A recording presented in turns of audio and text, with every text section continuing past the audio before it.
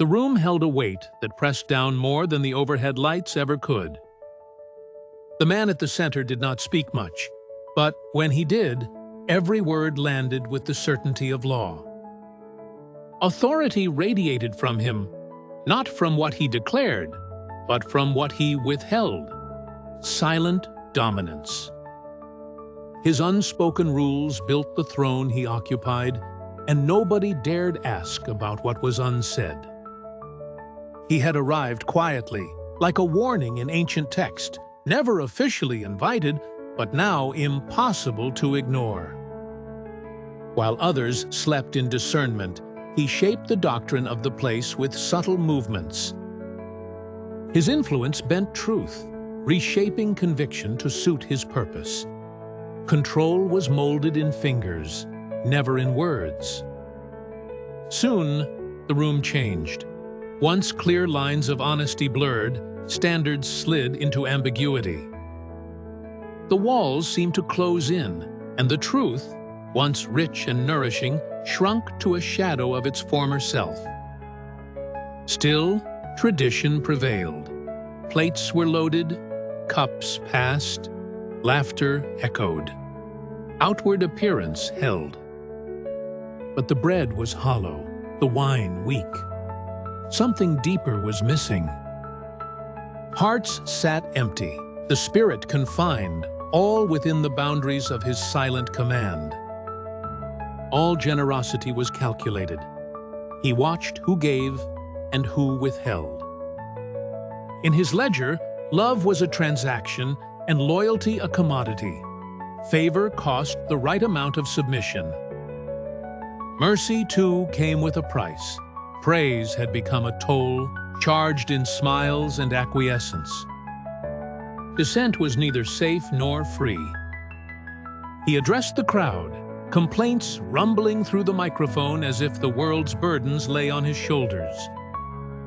When he boasted of his power and success, the crowd nodded on cue, approval orchestrated by his gaze.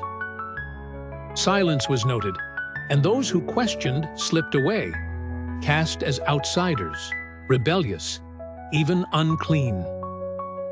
The language and customs shifted. Us versus them became the new wisdom, etched in caution and exclusion.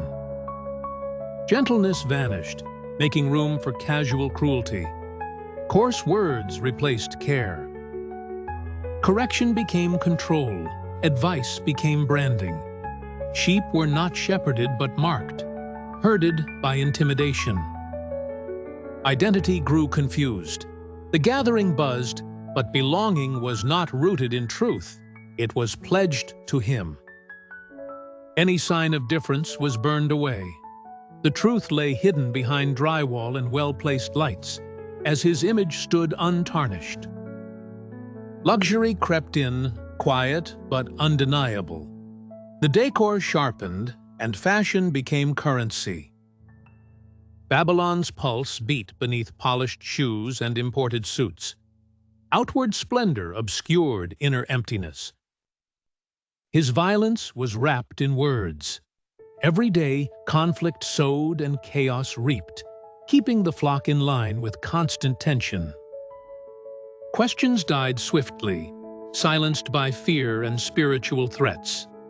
The cage was well kept, but still a cage, the doors locked by invisible hands. Within this realm, the gospel was shrunk, reduced to faint echoes. Sin was redefined until nobody recognized the cost. Holiness faded, a sacred whisper erased. Eventually, a new God claimed their devotion. Not the Lord, but submission to this man. Vines of authentic faith dried out, replaced by a tangle of allegiance to him alone. Exhaustion became faith. Work until you break. He fed off their toil but always craved more, his kingdom merely a reflection in a bright, empty mirror.